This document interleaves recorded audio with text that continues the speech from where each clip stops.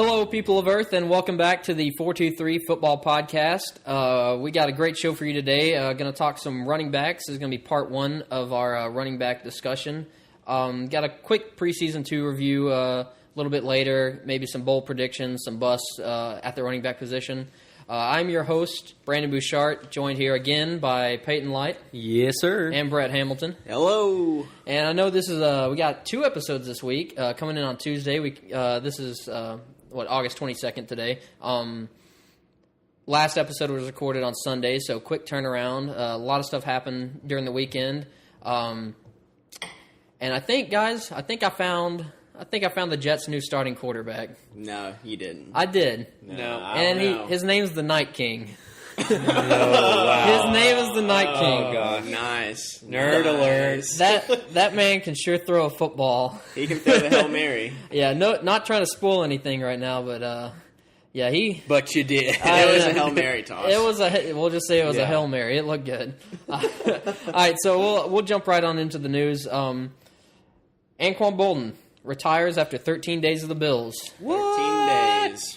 Talk about a shocker. I was not expecting that. I don't know what it was. Maybe it's just like, okay, they got rid of Sammy Watkins, and he was just like, okay, I'm out. I'm done. We're not going to win anything here, or what it was. But I know it's going to help Zay Jones a lot. I know it's going to help. Zay Jones, watch out for him. He's climbing my boards. Yep. Yeah, Jordan Matthews, maybe Charles Clay, LaShawn McCoy. Someone's got to catch the ball there. So right, and it's not Jordan Matthews. Yeah. Zay's pretty much locked in at the outside wide receiver at this point. I think he's going to get a lot of targets. True. Moving on, just jumping on a few injuries. Had a little bit of a scare last night in the Monday night game. Odell Beckham goes down after getting hit low, below the knees. The entire fantasy world gasped at one time. I audibly heard it. It was the eclipse. And then Odell Beckham goes down, two gasp in one day. So, but I guess it's just an ankle sprain. Granted, those things can linger on. He says he's not worried about it, but it'd be something to watch out for in your drafts. And I mean, it could linger, like Brandon said, through the season. So true. And also, Brandon Marshall went down, had X-rays on his shoulder. Those came back negative, so he should be fine. Jordan Reed, a few people returned to practice this week. Jordan Reed activated from the PUP. He's been dealing with a toe sprain. John Brown back at practice. Mike Gillislee, Ty Montgomery, Matt Forte. All these guys are getting back at it, and hopefully they'll stay healthy, and we'll actually get a glimpse at some of these guys. Leonard Fournette looks like he's going to be shut down for the preseason. I don't think that's going to be that big a deal. If he's healthy, he's going to be out there. He's going to be dominant. I don't know about that, dude. That injury has been lingering for a while, since last year. I mean, he skipped out on the A&M game November 24th against A&M. A&M, sorry. A&M. But, I mean, I don't know. You might want to take note of that and just kind of watch out. Yeah, we'll get into more of that in our running back discussion. And one more thing to note, Blake Bortles and Chad Henne,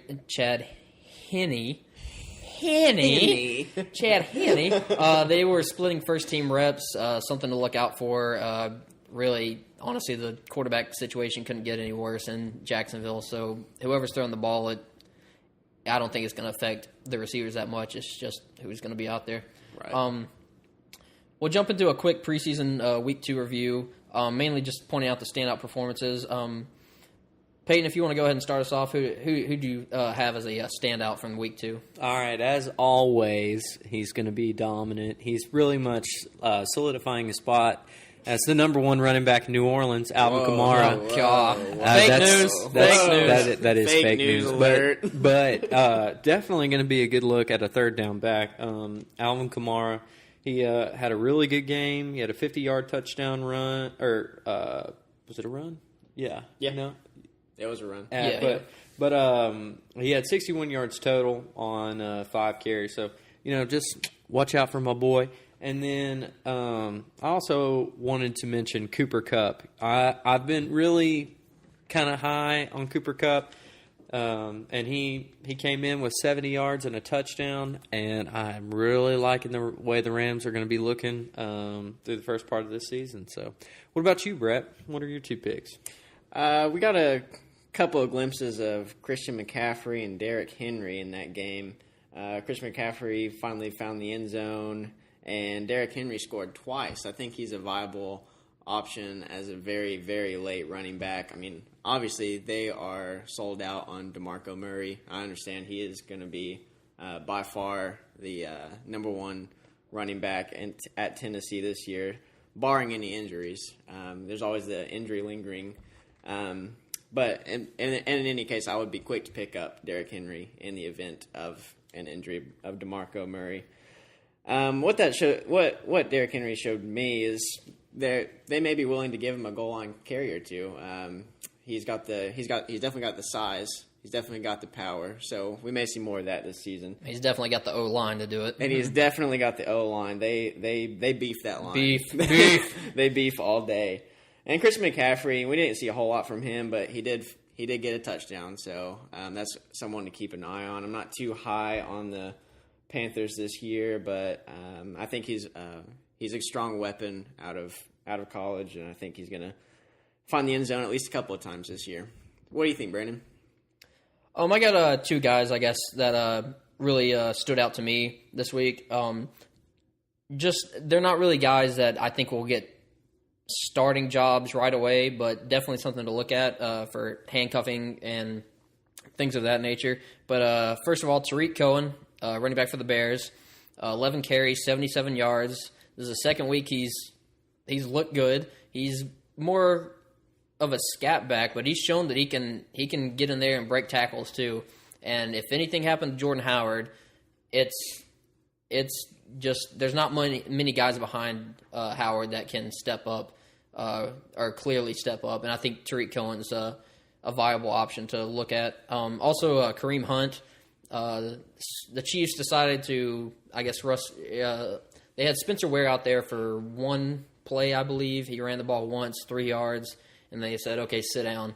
I don't know if that's more of a sign of they're moving towards another guy like Hunt, or if it's more of, hey, just sit down, stay healthy, we'll let Hunt see what he can do with the first team. And Hunt did well. He had 8 carries, 40 yards, 3 receptions for 23 yards, and he had a heck of a pass block. I don't know if you guys saw that one. I did. That was on the highlight reel. He took out two guys. Yeah. 2 guys coming in. He basically just one guy took him with his shoulder, the other guy just stuck his arm out, and both went down. Yeah. And it looked impressive. And especially for a small guy. Hunt's not that big. No. But he looked thick, though. He looked like he could handle his own.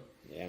Another performance I think we'd be doing a disservice if we didn't point it out was Rex Burkhead in old Patriot land. 7 carries for 20 yards, 3 receptions for 50 yards, and a touchdown. It was an impressive performance. We already touched on Gillislee coming back to practice, but he hasn't played in a while. He's missed quite a bit of practices. Rex is really building that Tom Brady connection, and I don't know. I think that position is far from locked down for Gillislee. And not even mentioning James White. I think he's going to be the receiving back out of that group. Very underrated back. Yeah, very underrated. He has every chance to take that position as well. I don't know.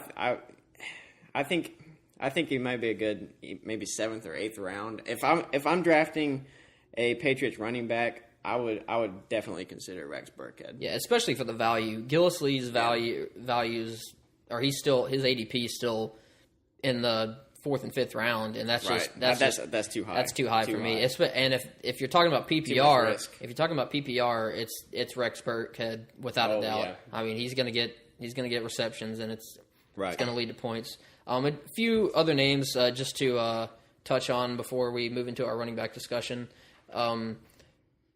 We had Gerald Everett for the Rams looking pretty good at tight end. Again, that's 2 weeks in a row. He's looked decent out there with Goff. Marlon Mack, 5 carries, 45 yards, 2 receptions, 14 yards. Looking pretty good. He looked good in between the tackles, too, which is kind of surprising. Martellus Bennett caught a touchdown from Aaron Rodgers. If that becomes something to look at, then I don't know. The touchdowns are going to come in the red zone for that team. And if Aaron has a tight end he can trust, he's going to. I would like to see an Aaron Rodgers tight end combination. Yeah. We have not seen that. When was the last big one that we had? Jermichael Finley, maybe, but that's going back a but ways. really, I mean that he's never been known to target the tight end that much. Right. So he's never. But granted, he's never had a tight end like this. Also true. So yeah. just something to look at. That's something to keep an eye on. Also, Samaje P. Ryan, 8 carries, 45 yards. 1 reception for 29 yards. Actually, it was a very nice reception. He made a nice adjustment in the air to snag a ball, and it was good to see after his horrible Week 1 performance. But I still think he's behind Rob Kelly, but just a good guy to keep an eye on. Also, quick glimpse at Martavis Bryant. Thank the Lord.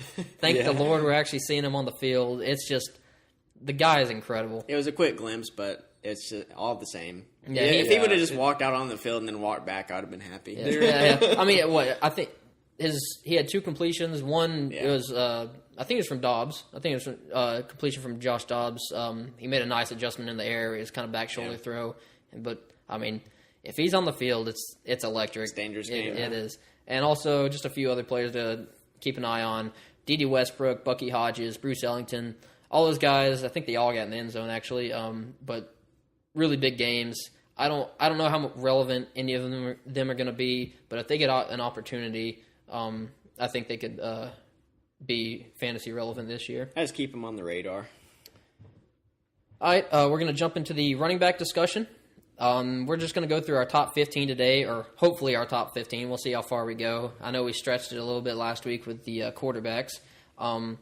But to kick it off, we got David Johnson coming in at number 1. Number 1 overall for all of us. He was obviously the number 1 running back last year, number 4 overall player, which is impressive, beating out a lot of quarterbacks. Yeah. I mean, what else can you say? 1,239 rushing yards, 879 yards receiving, 20 touchdowns. They seem willing and eager to get him the 1,000 season. And, I mean, if they're going to give him touches like that, because the offense runs through him, I mean... Yeah, it's just completely centered around him. It is all David Johnson. He's the best player on that team. He's the best player on the field in most games. In most games. The only other player that it really goes back and forth between number 1 and number 2 rankings is Le'Veon Bell. The only argument I would have for Le'Veon Bell being ranked over David Johnson is in standard leagues. I think PPR leagues, David Johnson's clear number 1, just based on the amount of targets out of the backfield he gets. 120 targets last 120 year. Targets. That was 26 more than the next, which the next one was Le'Veon Bell. But see, that's the thing with David Johnson. You're getting the number 1 running back, but you're combining receiver. You get like a number 2 receiver, and you only get it only takes up 1 roster spot. It's not fair. And I like honestly. the twofers.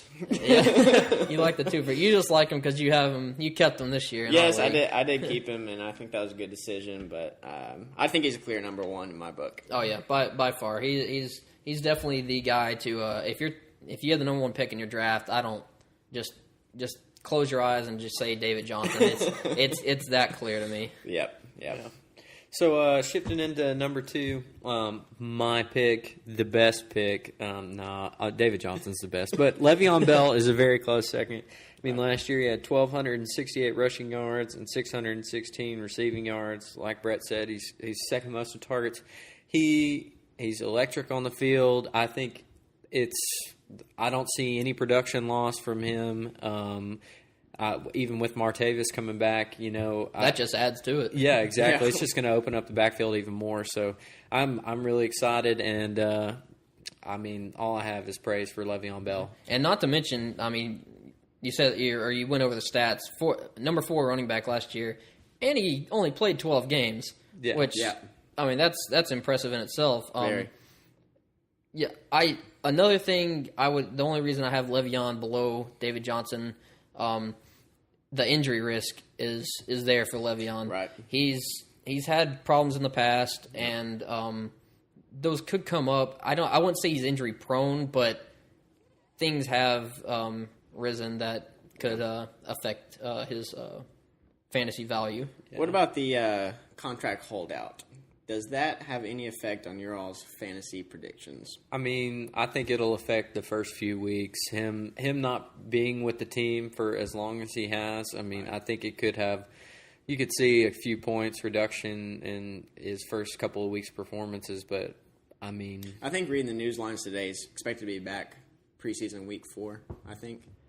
Probably. That's what I think. Yeah. I read. But today. I mean, you do have to think, like, if you're thinking dynasty leagues or something like that in the long run, he might not be. He might not be in Pittsburgh next year. That's a really good point for the dynasty leagues that are drafting this year.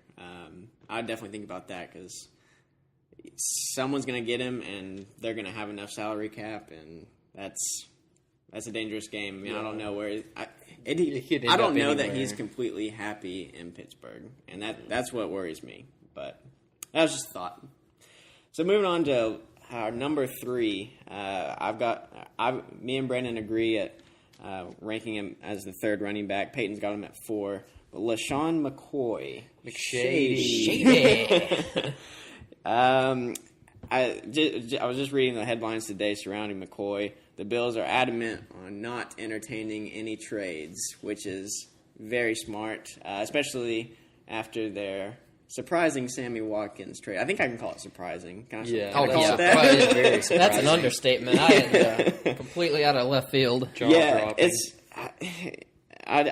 like McCoy this year. I think he's a possible target for some leagues, even for the mid first round. Because I know some leagues, wide receivers are going before him, Antonio Brown, Odell Beckham. So I think that's for the people playing fantasy that draft running backs high, or kind of like the safety of running backs over wide receivers. I think that you could even get him in the 5th or 6th pick of the draft, and I think that's pretty safe. What do you think, Brandon? Yeah, I agree with that. I have LaShawn pretty high, or obviously at 3, but he finished as a number 3 running back last year, so he's going to get pretty much every touch that team has to offer. Oh yeah, clear number 1 running back. Their percentage of touches is going to be remarkable. He had 14 touchdowns last year. Yeah. Only 9 goal line attempts, but again, Gillislee's gone, so McCoy might get even more goal line attempts there. His receiving aspect of the game, I think he's going to get even more targets because, again, no one's there to catch the ball. And I think it's going to be a heck of a performance by Shady this year. I do not agree. Okay, so y'all are pointing out very good issues with the Buffalo Bills, and that is they do not have a receiving core. And Zay Jones. We don't know. I know. It's a question mark. So, I understand. Yeah, so, point. I mean, just be weary. If they don't have a receiving core, wouldn't that make a stronger case for McCoy? Unless they stack the box. They could stack the box. So, and that's what happened with Gurley last year. Exactly. Right. Believe me, I felt it. So just be careful. Yeah, that's true. Right. Yeah, and there's also injury risk with Shady. He's only played 2 full 16-game seasons in his career. Right. That's an interesting stat. Yeah, but yeah, it was good that you mentioned because I guess after David Johnson and Le'Veon, that's when it seems like the receivers are starting to go. Mixed in with McCoy. Yeah, so, McCoy varies between the so we'll just 3, 4, and 5 pick, sometimes even 6. I saw draft today. I did on my phone. It was he went 6th. He was the 6th pick, and I just think that's really low. I would draft him at the 4 or 5 position at the latest for me, but that's just me. Yeah, I mean that's understandable. Well, what do you guys think? Okay, LaShawn McCoy or Antonio Brown? Who are you taking? Antonio Brown. He's my number 1 wide receiver. I would pick him. That's the only wide receiver I would pick above LaShawn McCoy, though. All right, so McCoy and Julio. McCoy, yeah. Oh man, I don't know about that. Tough. I would feel like Julio would be my safer pick because you got Devontae in the backfield, and that's going to distract from. They might have to stack the box on some plays, open it up for Julio. The only reason the reasoning behind McCoy over Julio is the drop off between McCoy and the running backs behind him as far as fantasy value. That's very true. I think that there's a couple of receivers behind Julio that I would pick around the same spot. But as far as running backs, LaShawn McCoy I think is far and away better projection for this year than the other running backs behind him. So it's more of a value, I think, in terms of the position. And I'm just inclined to draft running backs first. Okay, understandable. All right, moving on to our number 4 running back. We've got Melvin Gordon coming in at number 4. He was the number 8 running back last year. Only played 13 games, so I think he probably would have broken into the top 5 if he would have played a full season. He was over 1,400 yards, had 12 touchdowns. It was a bit of a surprise last year because his monster year. His rookie year, 0 touchdowns. But his rookie year, he was dealing with injuries, and it seems like injuries are still kind of a concern. Like I said, he didn't play a full slate of games last year. He had hip and knee strains that he's recovering from currently. But the offense should be better. They have Keenan Allen back. Hunter Henry's going to be hopefully a focal point of that offense. So I think the team's going to be better. The offense is going to be better. And he's going to have a lot more opportunities to get in the end zone this year. Yeah, I completely agree. I think I'm a little higher on Melvin this year, just honestly, because you're going to have Keenan Allen back, and I'm big on offenses being able to spread the ball around. And you got Keenan Allen and Antonio Gates that are 2 big Phillip Rivers targets, so I think that'll open up the field a little more than it did last year, even for Melvin Gordon. So that's just what I'm thinking. But shifting into our number 5 pick, Brandon's got him at 5, I have him at 6, and Brett at 4 is Devontae Freeman. So Brett, you want to mention why you got him ahead of Melvin Gordon for us? It's more of a testament to. Well, I think Devontae Freeman, he's just getting started in his career. I think there's a lot of. I'm big on the upside potential of Freeman. I'm not completely sold on Melvin Gordon. I don't know. It's just looking at his stats from last year. I mean, I don't see a lot of improvement this year. I mean, I understand the Keenan Allen part, but I mean, he had 10 touchdowns last year. He's not a receiving back. His average yard per carry isn't stellar. I mean, he's more of a bland top 5 to me. And I think Devontae Freeman's exciting. I think he really opens up that offense. He was key last year in their performance and their road to the Super Bowl. I just think Devontae Freeman's just on the up and up, and Melvin Gordon's, I just haven't seen it from him.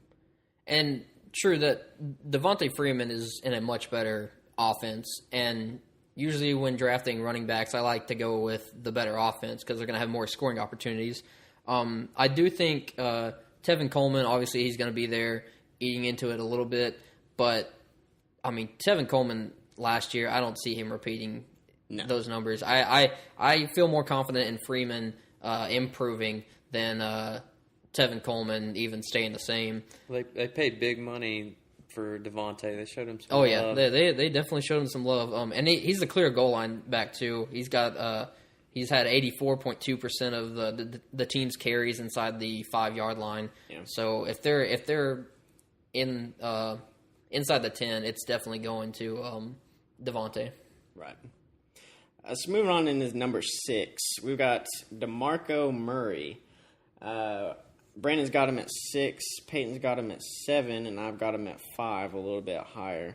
Peyton, you're not too high on DeMarco Murray this year. I heard you utter a few negative words about his outlook for this year. What's that about? No. I am very high on DeMarco this year. Well, I wouldn't say very. I mean, we're all very close in the rankings right here. I really like DeMarco as a pick, honestly, because Tennessee is going to be able to spread the ball around, as I've mentioned, and I really like in a running back. And then also, DeMarco is just staple consistency. I mean, year in, year out, he played great with the Cowboys and Eagles, But I mean, awful year with the Eagles. Yeah. But that says more about the Eagles. Obviously, Yeah, you can see yeah. that they've been taking LeGarrette couldn't Blunt use and him. making him run these stretch plays, and that's not what They don't know how to use them. No. Right. They don't let them. They don't fit to their players. They try to make them fit to the system. But anyways, I think he's going to do great in Tennessee again this year.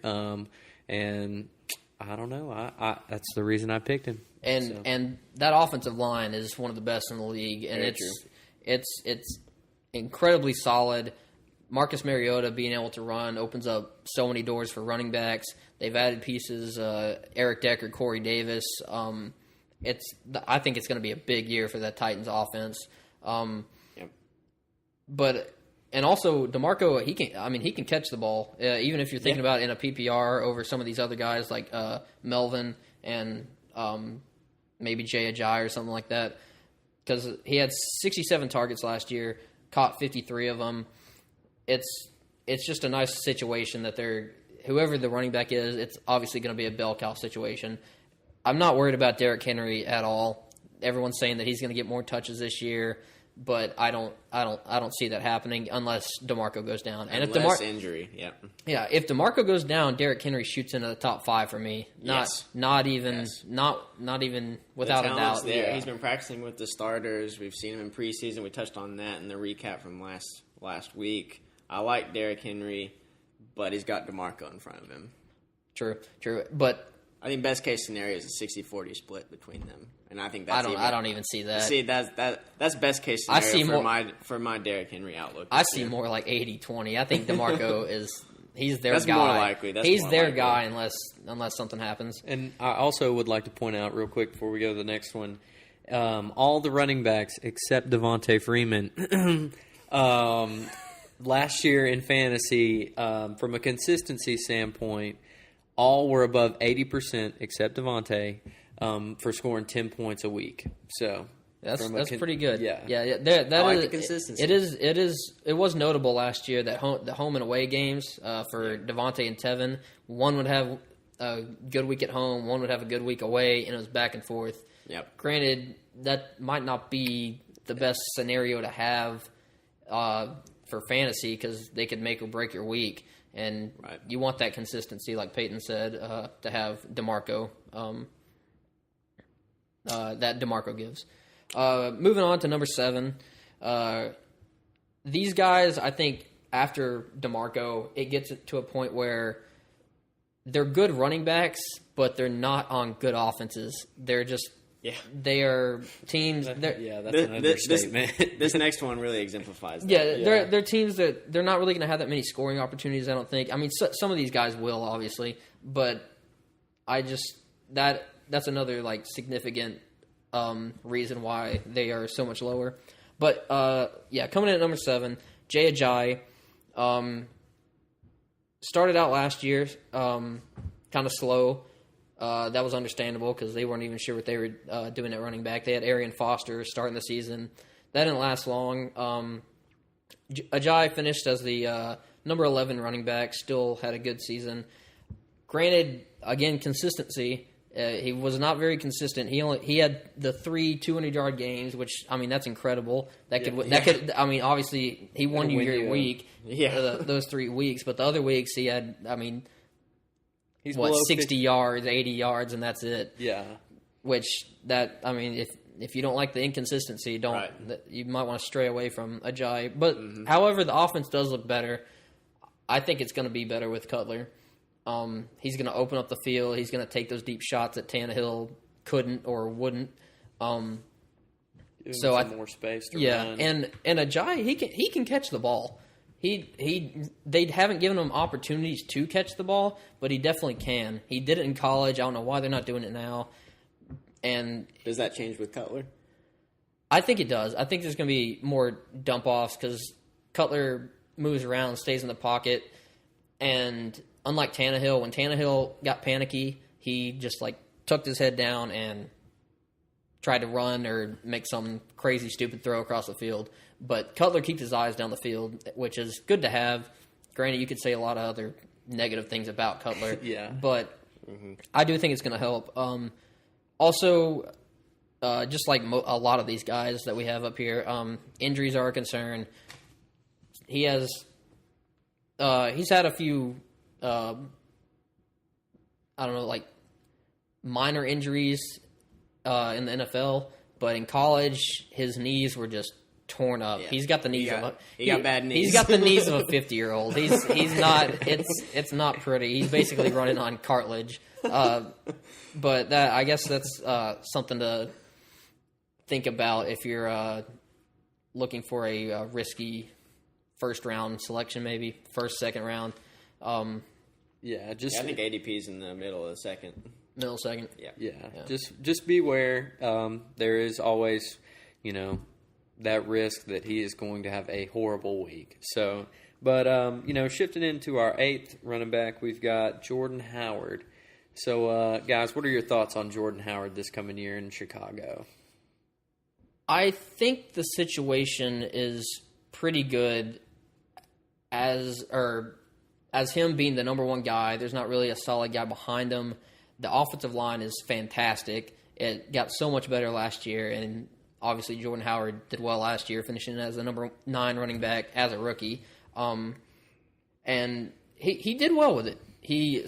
Some people wanted Jordan Howard out there as Rookie of the Year over Zeke, which, say what you will, either way, I don't know about that, but I don't know about that. Yeah, either, he went out there and he produced. He looked pretty good, especially behind that offensive line.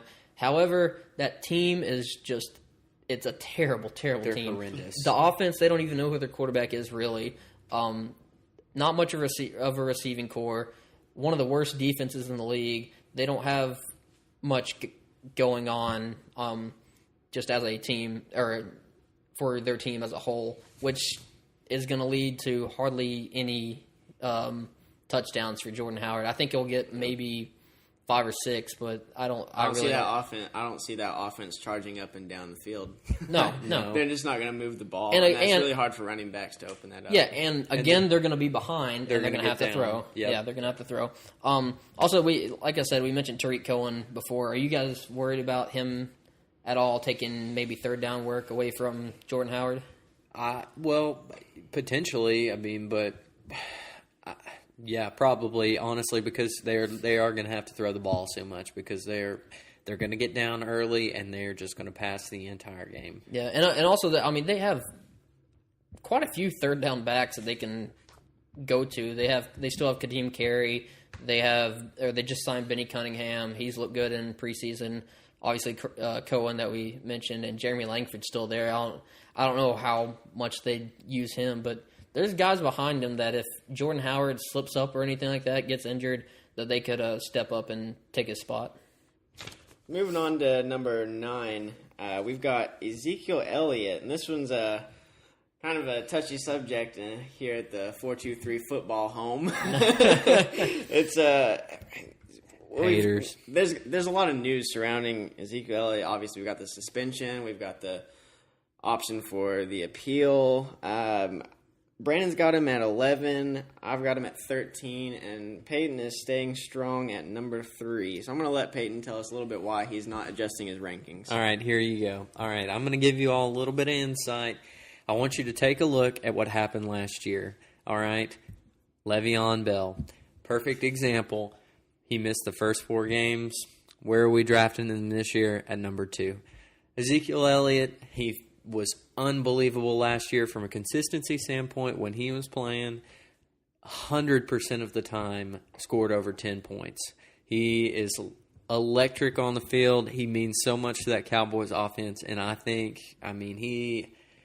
once he gets back from his suspension, which I believe will be reduced to 4 games, I think he's going to have a stellar year. It's going to be Le'Veon Bell-like. I understand the Le'Veon Bell reference, but Le'Veon Bell is not 22 years old. He's not dealing with a bunch of off-the-field drama. That team is young. They've got Des Bryant. Everyone else is young. He's listening to his leader is also 22 in the same draft class. But we're just talking from a fantasy standpoint. That's true. Say what you will about the guy. There's a lot of maturing that needs to be done. But if he's on the field, I mean, we saw what he can do. Oh, yeah. We know what that offense is going to do when he is on the field. It's just going to hand the ball to him. He's going to get over 300 carries. Obviously not this year because of the suspension. Right. But, I mean...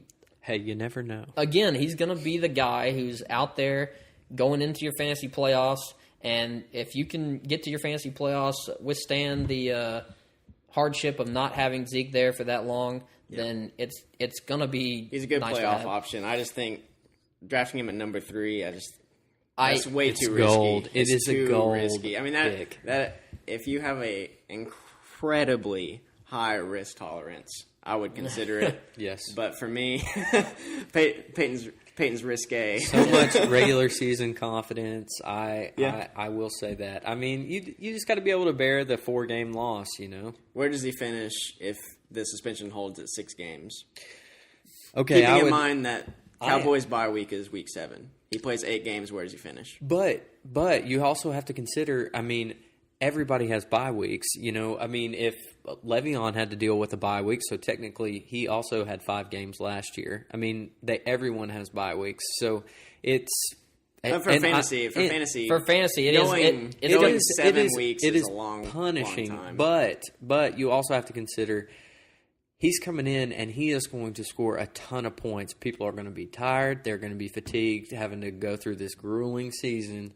I mean, 17 games, you're talking about a lot of time on the field, and he is going to be fresh. So, I don't know. If you can bear the loss, just keep in mind, if you can bear the loss, I think it's gold. It's all about roster construction. If you pick a lot of other safe players, I could see it being that being your one risky pick, but it's a little high for me. It's a little high. It goes without saying, if you're gonna draft Zeke, you gotta pretty much make sure you go and get Darren McFadden. Yes, get Darren his McFadden. ADP is skyrocketing right now. He's a clear number 1 until Zeke gets back. Yeah, it's similar to Le'Veon and D'Angelo Williams last year. D'Angelo, I mean, when he was in, he won. But as soon as Le'Veon came back, he was out. Yeah, it's the same thing with Darren. That's the thing. If don't hold on you to can him drop once. him as soon as it's over. Yeah. Don't hold on to Darren after that. Yeah. Okay.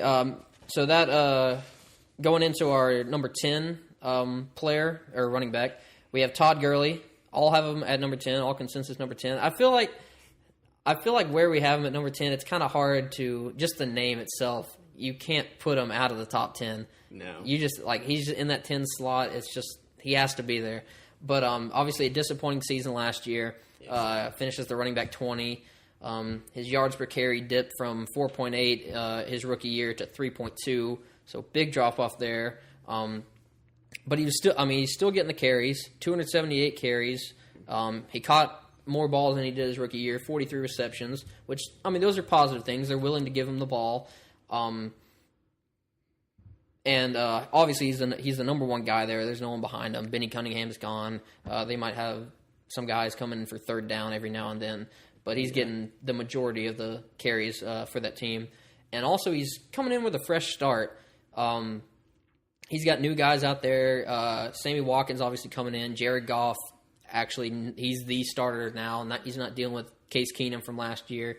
Cooper Kupp coming in. They're beefing that line. They're beefing that line. I love beefing that line. Got Andrew Whitworth at left tackle. John Sullivan as their center. That's a strong line. It is. Yeah. It's a big upgrade. I'm going to be really interested to watch that line. That's one of the first times I've ever said that, but I'm going to be really interested to look at that. At that Rams O-line. Yeah, and obviously Jeff Fisher's gone, which is a positive in so many ways. Sean McVay is in, youngest coach ever at 31 years old. Should be a lot of energy. Yeah, a lot of injury. Injury. Hopefully there's not a lot of injury. No, always hope for that. Yeah. But it's a brand new start. It's a brand new team. They're going to come in, and I think they're going to be firing on all cylinders. I love Todd Gurley this year. Completely agree. I'm not completely sold on him. I just think, to me, he's up there on the risk ranking for me. It's just, what has he done? I mean, I just feel like he had so many expectations coming in, and we had a pretty decent rookie year. Not bad, but he hasn't proven himself to be what we think he is. And that's the reason I have him at 10 and not any higher than that. I don't know. I'm a really big Todd Gurley fan. I mean, he was a great player in college, and he's a durable guy. I just think it translates pretty well. And him having a lot more receiving targets last year really helps too. If he can get his rushing numbers back up to where they, above what they were his rookie year, but at least that high. And that's why the risk ranking is up for me, is because of all the different faces on that offense. It's really hard for me to predict how they're all going to come together. It could be something beautiful, or it could just be. It could just take time. Man, it could be running back 20 again. That's the man. But I do. I think Gurley's a safe. He's got a safe floor, unlike some of these other guys. I think he's gonna get the carries. There's no one behind him. Exactly, and I think he's safe Unless to be a Malcolm top. Brown takes the job. There's no way that's happening. That was fake news. I'm sorry. But moving on, our number 11 pick, I'm not really big on him, is Lamar Miller. That's my boy. I've never really been a Lamar Miller like kind of Lamar guy. Miller. I don't know. I don't know what it is. I've never picked him. I just don't like him. I love me some Lamar Miller. I do. Obviously, last year, again, disappointing. Like Gurley, finished as running back 17.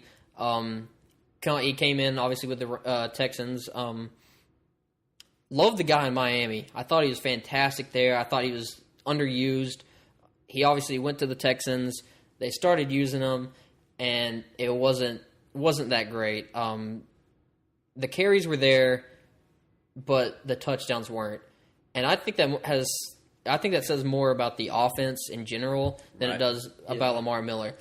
Yeah. Getting rid of Brock Osweiler, huge. That helps. It helps everyone on that team. It helps everyone in that organization. Just get rid of Brock Osweiler is the worst quarterback in the NFL. I'm just going to go ahead and say that.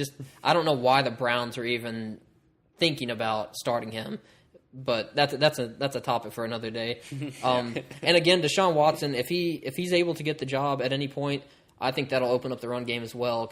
Which that was my bold prediction last week. So there you go. I think he will. I think Houston needs to figure out how to use him as a receiving back. You look back to 2015 at Miami, 397 receiving yards. They were but only 2 receiving touchdowns, which isn't that high. But that was an improved. It improved every year. He's got starting in 2012, 45 yards, 170, 275, 397. They were on to something. And then 2016, he's back down to 188. Brock Osweiler. Exactly. And that is why they're going to put in Deshaun Watson, and that combo is going to be phenomenal. Yeah, and even if it's Tom Savage, I think it's gonna be an improvement. I don't see both of those quarterbacks would be an upgrade from Brock Osweiler. Yeah. I think if it's Deshaun, though, I would temper expectations a touch because, he's a rookie. You can't expect him to come in and blow it out of the water. But I think it will be better, way better than Brock Osweiler. Moving on, we've got who do we have, Brett? We've got Leonard Fournette at 12. This is the highest rookie running back that we have rated so far. Brandon's got him at 12. Me and Peyton have him consensus at 11. Obviously, we've been seeing a little foot injury in the preseason. Expected to be back possibly week 4 of preseason. I don't expect we'll see him in the preseason again. I think they're going to try to keep him healthy for a strong start to week 1. Brandon, what do you think about Leonard Fournette this year? Well, obviously the Jags love him. Draft him at number 4 overall this year.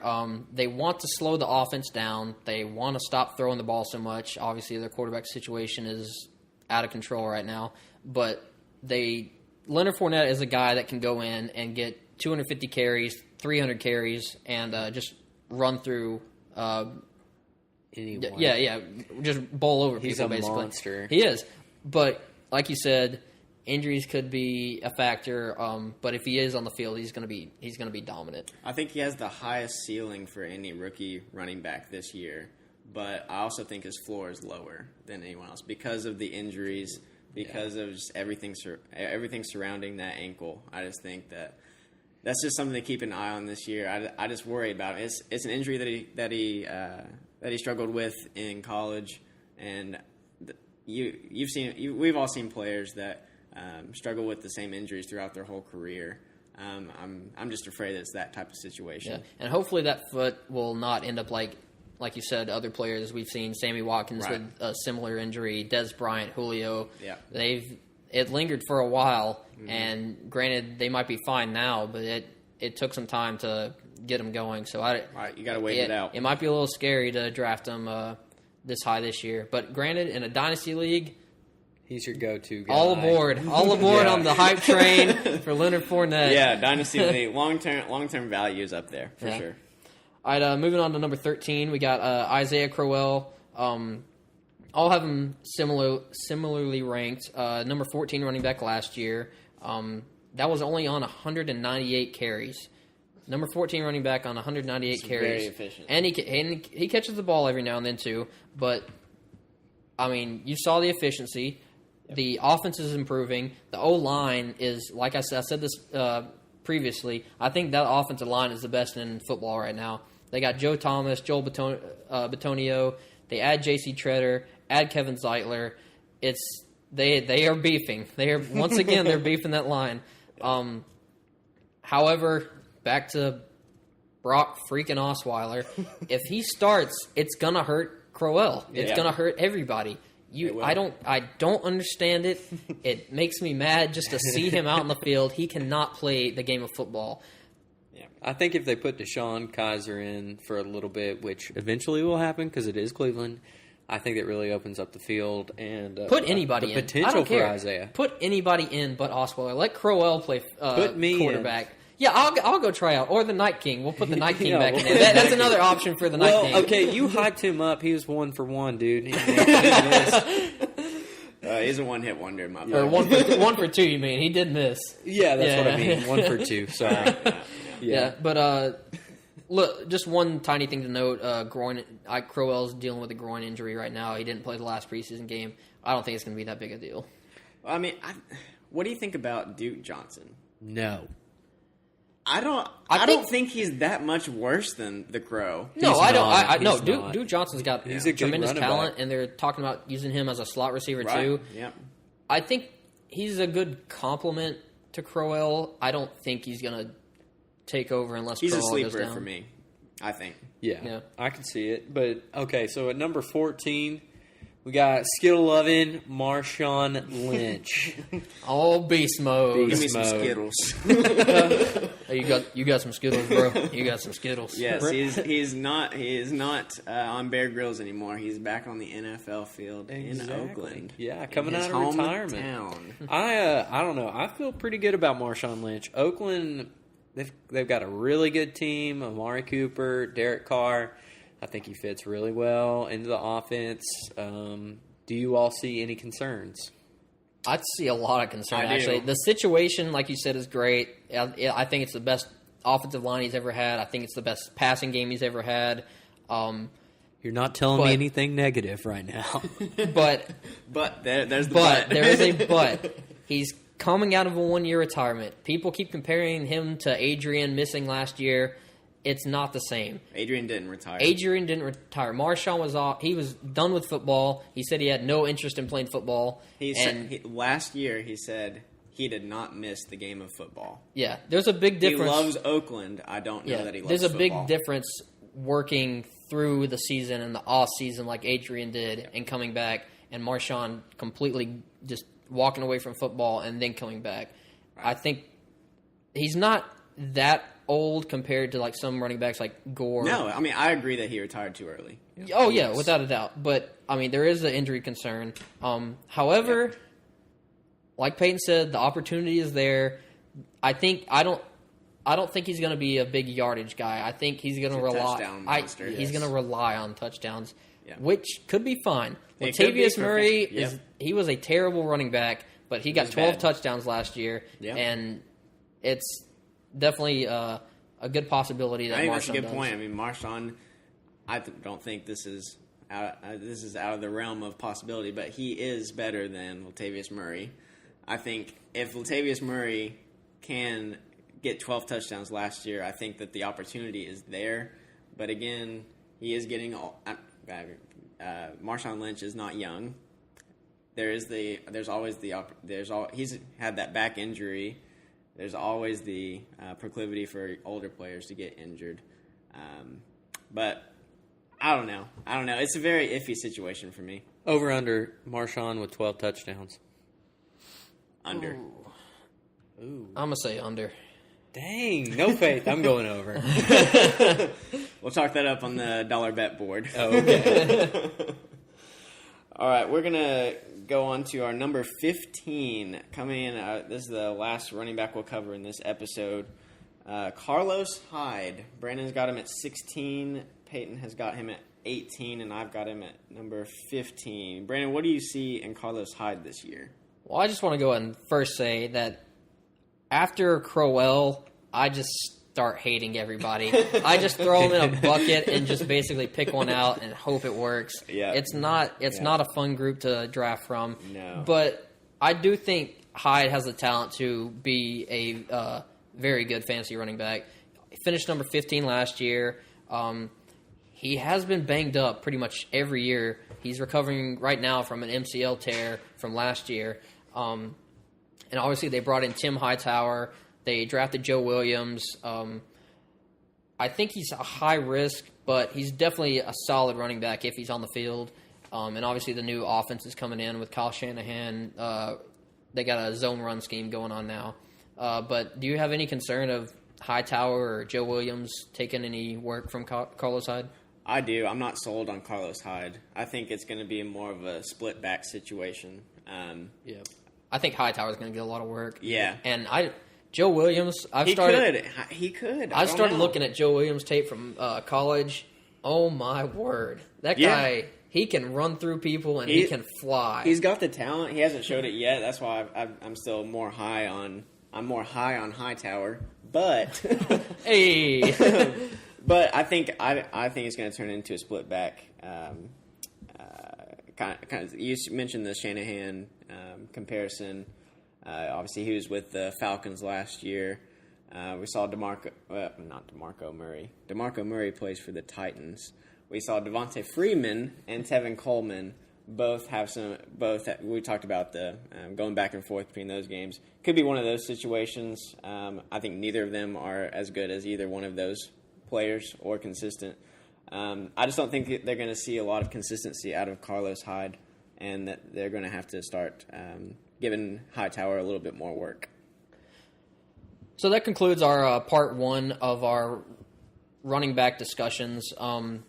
Just going to jump into a few busts and bold predictions that we have out of this group of running back, just our top 15. So, guys, who do you guys have as a bust out of this group? So I'm definitely going Marshawn. I was kind of high on him about 5 minutes ago, but You're not so anymore. two-faced. Not anymore. I just think you all are very right. I mean, 31 year, he's 31, right? 30, Yeah, 31. 31 years Yeah, old. and I mean, taking a full year off, Lord knows what he did in that year. So, I mean, Chasing Skittles around with Bear Grylls. Yeah, He literally he hunted Skittles with Bear Grylls. Now I don't know why he would come back to football after doing that. I'd probably just quit. I mean, I don't know how it's going to be. I love Oakland right now, but I'm not sold. I think he's just being drafted too high. That's the main concern. That- I have that no is problem true. in That is drafting Marshawn. It's just where he's being drafted. Which it's sometimes in the second, but Yeah. I think ADP is around the beginning of the third. I think that's pretty high for a running back like that. Another thing that I wanted to point out about Marshawn is going back to that. Whenever he retired and then said he didn't want to come back, he didn't miss the game of football. If he gets hurt, what's the likelihood of him really playing through that injury?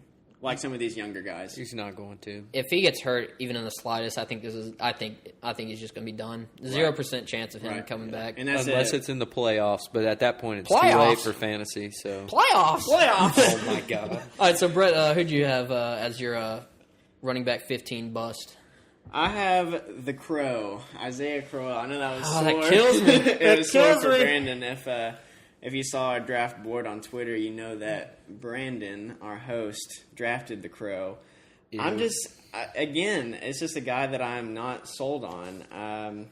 I've got him at 12, actually higher than Brandon in our running back rankings. But it's just someone that I don't see a whole lot of upside. I think the floor is pretty low, and I think the ceiling is not as high as some of these other running backs that we've talked about. So why do you think that the Crow? What's the case for the Crow? I mean, Cleveland has been perpetually horrible in the quarterback play. From a quarterback play standpoint, that's the only reason I'm less likely to put him as a bust, because he's dealt with it so long. And and like I said before, the line is incredible. It is. Yep. I'm all about my lines. Don't make me say it again. But I love Isaiah Crowell this year. But a guy I have busting for me, Leonard Fournette. I don't. You are evil. I understand the hype with all these rookie running backs, but I don't understand. I understand, like, we have Zeke obviously did it well last year, came in as a rookie. Jordan Howard came in as a rookie. But Leonard's more in that Zeke boat because he's being drafted so high. However, that's a good point. I see the foot and ankle thing being a problem. I think at some point this year, I don't know when, but I think it's going to knock him out for the season. I think he's going to require surgery, and it's going to take some time to recover. So I am staying away from all signs of Leonard Fournette this year. Right. His ADP is number 19 right now overall. He's going before people like Isaiah Crowell, Marshawn Lynch, Lamar Miller, Christian McCaffrey. Well, Chris McCaffrey's another rookie, but I just think that I can see the case for Leonard Fournette being the bust this year. All right, now moving on into our top 15 bold predictions. I'll lead off with my boy Todd Gurley, my steal in the third round. I'll go ahead and tell you what he's going to do this year, guys. He's going to have 15 touchdowns. Don't worry, it'll be easy. And then he was going to have 2,000 combined rushing and receiving yards. Lord knows he might even break the rushing record this year, so just watch out. It's going to be a whole new Rams offense. Hey, I agree with that. It is a whole new offense, yep. Hey, I agree with that bold prediction. It's got a very good chance of happening in my book. I'm all on board with Todd Gurley. Brett, what do you got as a bold prediction? I have Ezekiel Elliott finishes outside the top 15 running backs. Well, okay, we are under the impression we have to go with the news that we have now. True. He is suspended for 6 games. He will not start until week 8. If he finished, we all know what a huge breakout season he had. Well, I wouldn't call it a breakout since he was a rookie, but he just did it. he just came in and did it. If he finished with half of his points that he had last year, judging by the 8 games, he would have 146.5 points. He would come in at the number 22 running back. And even if the suspension gets lifted until 4 games, he still has the propensity to finish outside the top 15. So I'm not sold on Zeke. I don't think he's a good value. He's amazing. What do you think, Braden? Bold prediction for me. I got Jordan Howard. I guess you can kind of put this in a bust category too. I have him finishing outside the top 20 at running backs. Obviously, he's not. I think that's a pretty bold and saying, just because you have same statement, except Zeke's actually missing 6 games. But I don't see the touchdowns being there for Jordan Howard. I really don't see the yards repeating what they did last year. I think there's other guys on that field, and I think that's just a bad offense. They're not going to be running the ball that much. There's no quarterback. Yeah. This is below productivity. All right, guys, that's going to be our show for today. Make sure you follow us on Twitter and Instagram at the423football. Like us over on Facebook. Subscribe on iTunes, Google Play, and YouTube. Leave a rating and review on YouTube and iTunes. Leave your comments. We are the 423 Football Podcast.